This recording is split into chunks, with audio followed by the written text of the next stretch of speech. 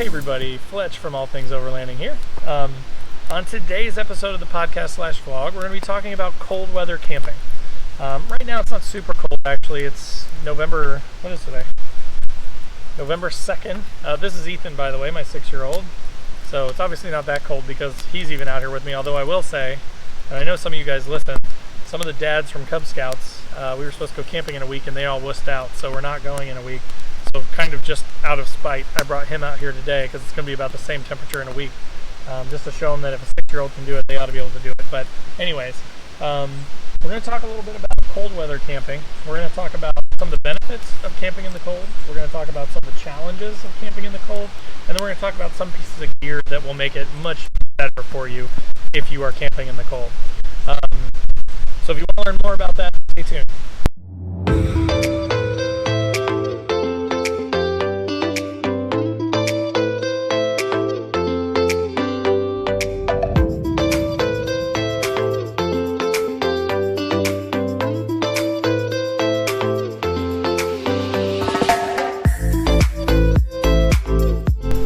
Alright guys, as I mentioned earlier, we are going to be talking about cold weather camping. We're going to talk about the benefits of it, we're going to talk about the challenges of it, and then we're going to talk about what gear you need to make it a fun time.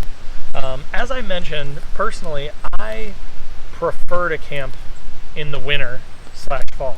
Fall is probably my favorite time to go camping, but I even go in the winter. I've pretty much the last 2 or 3 years, I've gone in January or February every single year for at least a 3-day trip. So let's start by talking about the benefits of camping in the cold. A couple of my favorites are, there are no bugs. So if you do not like bugs, like we don't, right Ethan? We don't really like bugs because they're annoying, they keep you up at night, they bite, you get bug bites, you get stung, you know, they're crawling all over your stuff, they're in your food, they're buzzing in your ears, it's just no fun. So we really don't like bugs. So as soon as the temps start to drop, that is the time to go camping because now there are no more bugs. What are you doing, bud? So that's benefit number one. Benefit number two is, and this is a big one for me, and if you listen to the last podcast, you'll know what I'm talking about. I hate camping in the rain. Like, I hate it. It's the worst thing. The last time I went on a trip, as I mentioned in the last episode, and I won't go super deep into it, my awning collapsed on top of my tent right as I woke up at like 7 o'clock in the morning, filled everything with water, mud everywhere, just the worst. Like, it was like a conspiracy. I was like, is someone punking me right now? Like, it was awful. When it gets cold enough, you don't have to worry about rain anymore, and snow is actually really pretty. It's a lot of fun to drive in. It gives you a good challenge. It totally changes sort of the feel of a trail, if you will. So if you've been down, some gravel roads and things like that weren't challenging at all before, you add a few inches of snow to it, and all of a sudden it's a totally different trail. It's drier. You don't have to worry about getting soaked as much. Again, it just makes things a lot more fun in my opinion. Plus, it's just nice to be in. So those are a couple of the benefits of camping in cold weather. Another benefit is, fires are really nice when you go camping. They're good for cooking food over, but there's an element of like just happiness and comfort. In the summer, having a fire can be awful. It can actually be worse because it's so hot. You don't even want to get near the fire. You're sweating. It's just awful. But there's nothing like the smell and the feel of a fire in the fall. All right, I guess I'll tell you guys a funny story that I haven't told a lot of people, but there were a couple people that I know that probably listen to this that were there when this story happened. So I got a nickname a couple years ago, and that nickname is Fire Pants. And the way that I got that nickname was we were camping, I think it was like January 5th a year ago. It was like -5 at night and like 10 during the day. So it was actually like legit cold. It was so cold that at night we were standing around the fire and I actually got so close that my pants started to melt a little bit. They were like polyester-y, kind of like Overlander, camping type hunting pants, whatever you want to call them. And my pants actually started to melt. They didn't actually catch on fire. They just got a little melty and it wasn't great. But so from that, I got the nickname Fire Pants. So don't get too close to the fire, but the fire does feel really good, and it can make, even a -5 night feel pretty good, standing around talking with your buddies, drinking a beer. So that's a story that I probably shouldn't tell on this, but you know what? That's what this is for, sharing, right? So that story is done now. So that's pretty much, I think those are kind of the big three benefits for me. The fire feels great, there are no bugs, and you don't have to worry about rain, right? So let's talk a little bit about the downsides of camping in the cold, right? There are a lot of them if you don't like the cold. It's cold. That's downside number one. So if you don't have the proper gear, if you're not dressed warmly enough, if you don't have, big thick wool socks, your feet are going to be cold. If you don't have waterproof boots and you're in the snow, you're going to get wet, right? And that can be miserable. So there are definitely some downsides. Again, when it's cold, it's going to be cold. If you're not prepared for snow and weather like that and don't have the right gear, then that's going to be pretty bad too. Other downsides, you could look at this as a downside too. Like I mentioned earlier, when you throw in a little bit of like cold temps and possibly snow or ice, it changes the trails. Now, in my opinion, I think it makes it more fun because there's a little bit more challenge. So maybe some of these trails, around where I am, there's nothing super challenging on the trails, but you throw a little bit of snow on it and that can be fun for me. But it could also be dangerous, right? Like you could have an accident. It could make things more dangerous. So that could be a downside too. It could be a positive if you like that kind of stuff, or if you don't, or you're not a big, snow driver, then it could be a downside too. So those are a couple of downsides. But I mean, really, I have a tough time coming up with downsides compared to benefits, personally. I personally think that camping in colder weather is the way to go. I apologize for the wind here. As you can tell, we're outside. I wanted to do something a little different. We decided to go camping this morning, right, Ethan? So this morning we just decided, hey, well, you know what? It's 40-something right now. It's going to get down in the high 20s. We're fine with that. We're big boys. So we decided to come out. So we decided to shoot this episode live out here in the middle of Hoosier National Forest. So we've touched on benefits of camping in the cold. We've touched on sort of the downsides of camping in the cold. So kind of the last piece that I want to touch on is gear, right? So now that I've been camping / overlanding, if you will, for the last few years in like frigid temperatures, and where I'm from southern Indiana. When I was a kid, we used to go camping in the winter all the time, and we did not have the proper gear. So like we would go out and go camping, and my parents would actually be flabbergasted the next morning when they'd wake up and we'd come walking in, because they didn't think we'd make it for an hour out there. They just figured we'd come back inside, but we stayed the whole night outside. And we had, little kids sleeping bags. They weren't even rated for a temperature.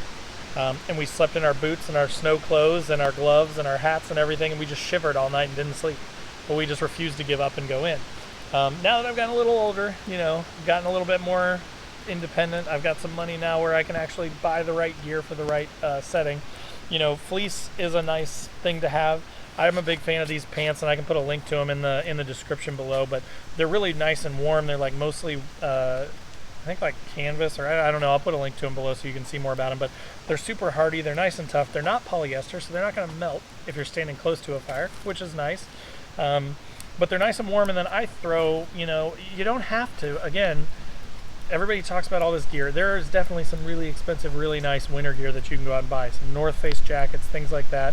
I actually have an old North Face jacket that's all beat up that I use for when I'm doing oil changes in the winter and stuff like that, that I wear when I go camping. It's covered in oil. It looks gross, but it is a North Face jacket. It is nice and warm. But you can go cheap too. So like under my hunting pants, whatever you want to call them, I've just got some cheapy Walmart sweatpants. But so by doubling up, by adding those layers, it can make you a lot warmer. So I always wear 2 layers. I wear my wool socks, sometimes 2 pairs if it's like negative temperatures. A t-shirt, a long sleeve shirt, a fleece, and then a jacket. Recently I also got this item that I'm really excited about, and it's probably not going to get cold enough tonight to use it, but on future trips and on this year's winter trip I'm definitely going to use it. I actually got a heated vest. And again, I'll probably do a video review of this thing too, because it's actually kind of exciting. I'm a little fat for it, like it fits me kind of tight. So I'm about 6'2", about 220 pounds. Yeah, 220, we'll go with that. But it fits me nice and tight in the torso. So again, I'll put a link below. It's universal. You can zip up different zippers on the side to expand it or, collapse it. So it should fit most folks, but if you're a bigger guy, it may not fit you, just FYI. But the thing hooks up to any kind of battery pack that you've got, and it will heat the vest. It has like 4 heating elements on the front and like 6 on the back, so 10 total heating elements. You plug it into any sort of power bank and let it go, and it just heats you up. And I'm super excited about that. That's kind of glamperish, I know, but you know, hey, I'll take it. That kind of comfort you can't buy. And that way I don't have to step into the fire and light my pants on fire. So you can get stuff like that, but I wouldn't rely on it, right? Like anything like that, any sort of technology or anything that requires battery charge is not something you want to rely on. That's something that I'm going to bring just to make it better, right?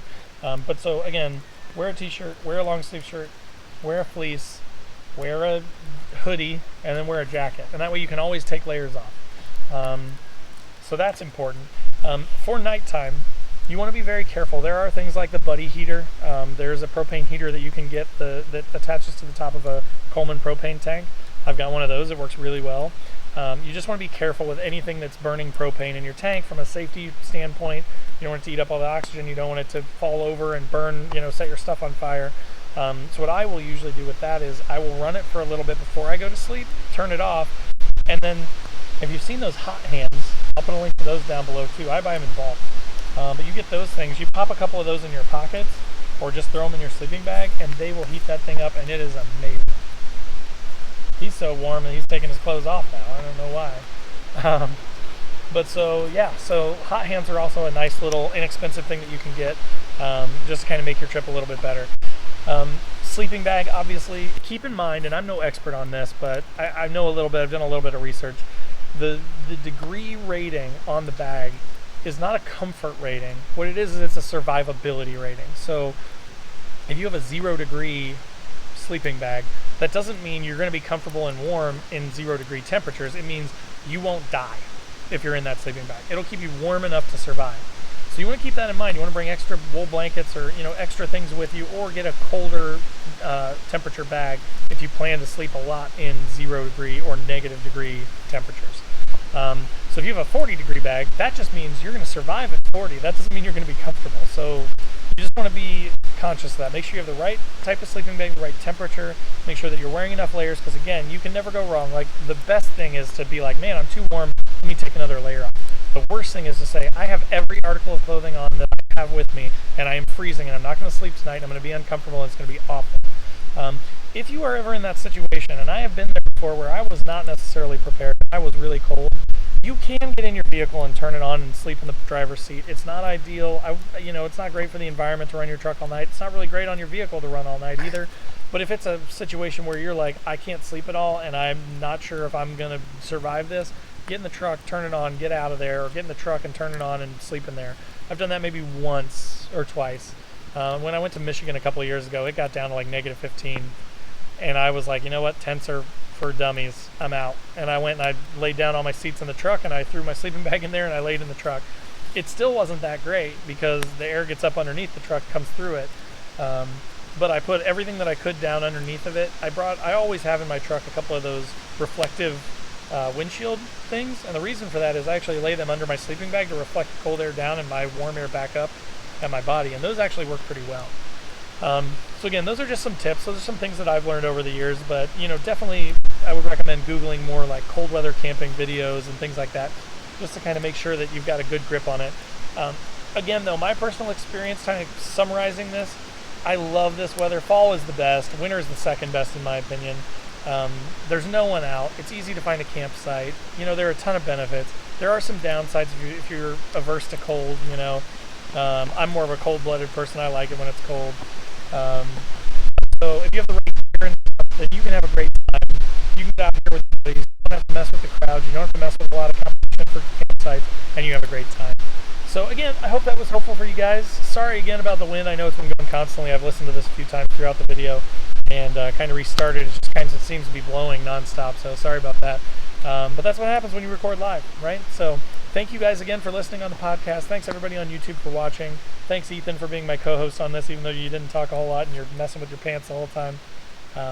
But we'll see you guys next week.